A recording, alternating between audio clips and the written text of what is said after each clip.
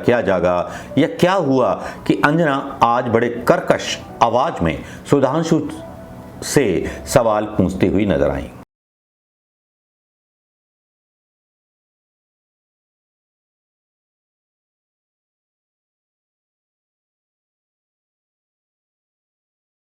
दोस्तों नमस्कार, मैं मनोज कुमार शर्मा आप लोगों के बीच में सलाम वालेकुम, नमस्कार, जय हिंद और सत श्री अकाल। भाइयों बहनों, आज अंजना ओम कश्यप का जलाल जो था, पिछली रात जो डिबेट हुई उसमें अलग ही था।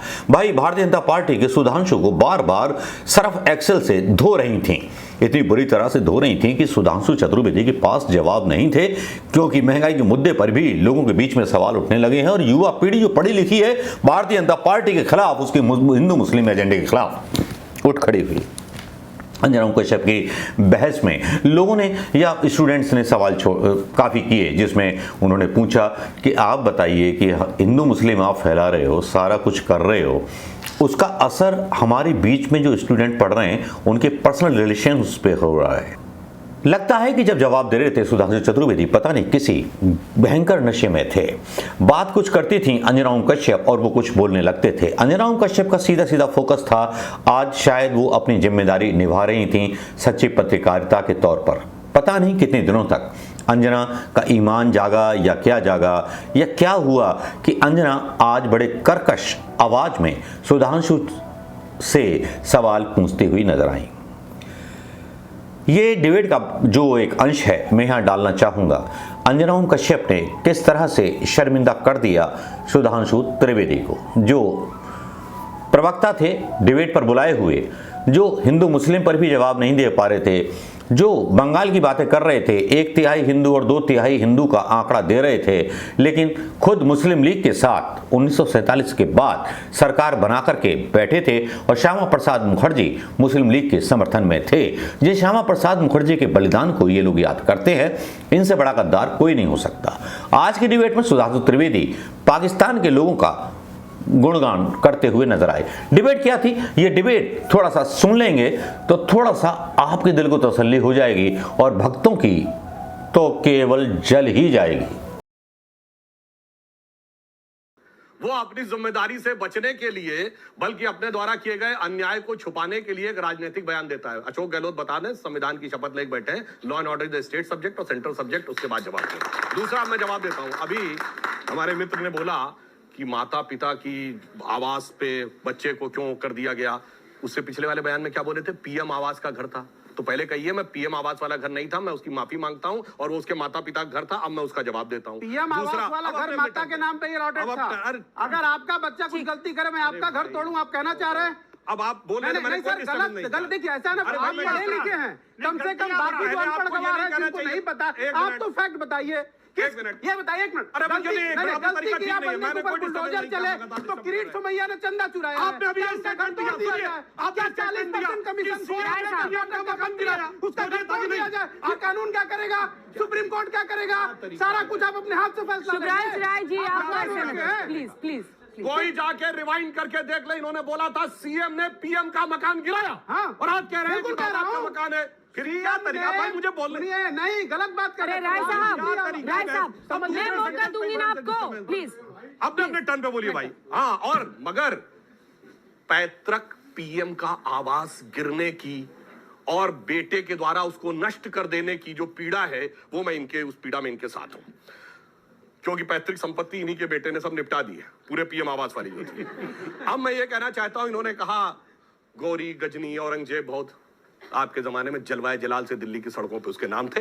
आप कहते हैं कि वो उनके अगेंस्ट में किया जा रहा था। अब इन्होंने एक ने प्रश्न पूछा कि आज की डेट में हम ऐसा क्यों नहीं कहते, हिंदू है कौन सा फर्क पड़ जाता है। आजादी के बाद 9 राज्यों में हिंदू अल्पसंख्यक हो गया। नहीं तो डाटा चेक कर लीजिएगा, 1905 में जब बंगाल का डिवीजन हुआ हिंदू था, खतरे में अब देश। अरे सुनिए मेरी पूरी बात, 1905 में जब बंगाल का विभाजन हुआ, यानी बांग्लादेश भी बंगाल का पार्ट था, तब कॉन्फ़िगरेशन जानते क्या था? अनडिवाइडेड बंगाल में 1/3 मुस्लिम 2/3 हिंदू। आज जाके अनडिवाइडेड बंगाल देख लीजिए, इन 100 इयर्स इट इज 2/3 मुस्लिम 1/3 हिंदू। उसके बाद आप कहते हैं खतरा नजर नहीं आता। देश में 20 ऐसे जिले हो चुके हैं जहां 90%, और उसमें भी कोई बुराई नहीं, मगर तो क्या करें, पत्थरबाजी करें? सुनिए तो क्या करें, प्रॉब्लम लड़ाई झगड़ा जानते क्या है? करें? वो बच्ची पूछ रही है कि भेदभाव हो गया है कॉलेज में, हम एक दूसरे के साथ कैसे रहें, लोगों के मन में एक दूसरे हाँ को मैं लेकर बताता शक हूँ, पैदा कर रहे हैं। मैं बताता हूँ, जिसने नहीं पढ़ा हो उसके बाद में भाई एक मिनट, ये जो बोल रहे हैं मैं बता रहा हूँ पढ़ने की बात। जो लोग ये कहते हैं, जब आप उस सोच को बढ़ावा देते हैं जिसमें कहा गया है, जब जाकिर मूसा कहता है कि ये कोई कश्मीरियत की लड़ाई नहीं, इस्लामी खलीफत की लड़ाई, और आपको पता है as per there religious belief पूरी दुनिया में मुस्लिमों की एक ही हुकूमत हो सकती है और वो है खलीफत, बाकी हुकूमतें नाजायज हैं और उन्हें बर्बाद करना आपका दीनी फरीजा है। उसके हिसाब से जदीद कौमी मेरे सवाल का जवाब ही नहीं देते आप, क्वेश्चन पेपर ही बदल देते हैं, क्वेश्चन पेपर ही पलट के फेंक देते हैं, नया क्वेश्चन पेपर ले लेते हैं। एक मिनट, आई चैलेंज यू, अगर कोई ये याद है, क्या तरीका इन्हें वो सारे नाम याद है, क्या डिस्टर्बेंस कर रहा है? अगर सारे हमसे सामने बोल देते हैं। सर, इससे पहले भी एक शो हुआ था, किसी ने एक दूसरे के ऊपर नहीं चिल्लाया था। इन्हें उन इकोनॉमिक्स के नाम याद नहीं जो हिंदुस्तान की इकोनॉमी को बता रहे ठीक है, हैं। ये टीवी यहाँ से हटाना पड़ेगा, देख के ज्यादा बोल रहे हैं लोग, रुक जाइए प्लीज सर, नहीं गलत बात है, इसको पूरा कर देते। नहीं, एक सेकंड सुनिए, अब फिर आप बोल लीजिएगा। देखिए, आपने 70 साल की बात की थी ना, 70 साल बाद पहला ऐसा एक पूत आया है। हमारे गाँव में एक कहावत होती थी, हमारे दादा ने हमें सिखाया है, पूत सपूत तो क्यों धन संचय, पूत कपूत तो क्यों धन संचय।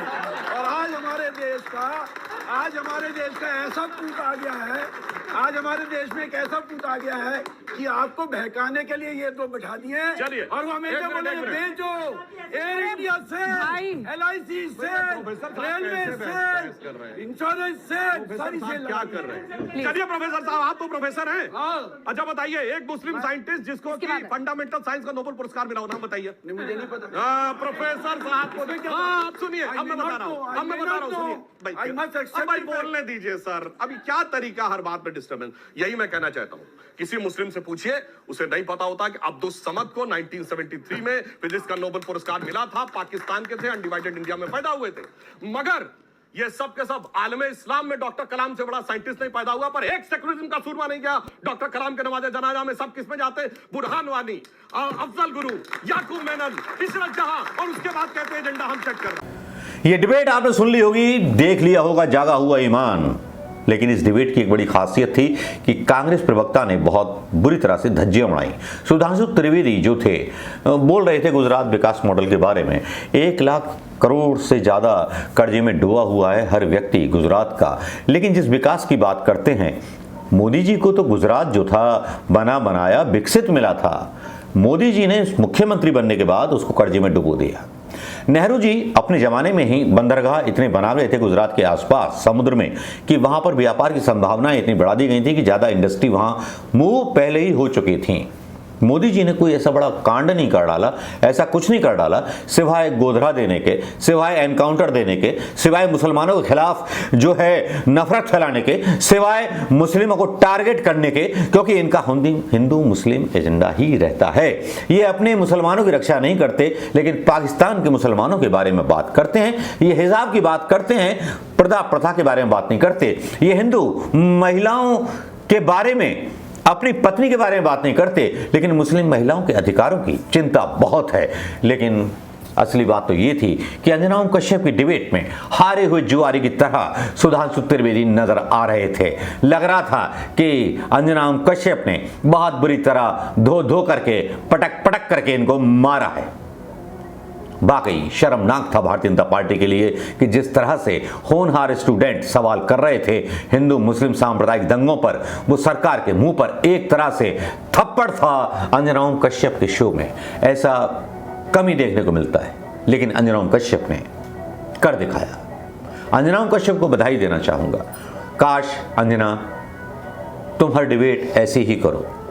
Thank you Anjana Om Kashyap, thank you. नमस्कार, जय हिंद। ये डिबेट में जिस तरह के मुद्दे उठाए गए वो कैसे लगे आपको, मुझे ज़रूर कमेंट करके बताएं। अंजना ओम कश्यप इस डिबेट के बारे में भी मुझे ज़रूर बताएं, जिससे कि मैं भी थोड़ा सोच सकूं कि आने वाले टाइम में आपको किस तरह की वीडियो और किस तरह की खबरें आपको चाहिए। जय हिंद दोस्तों।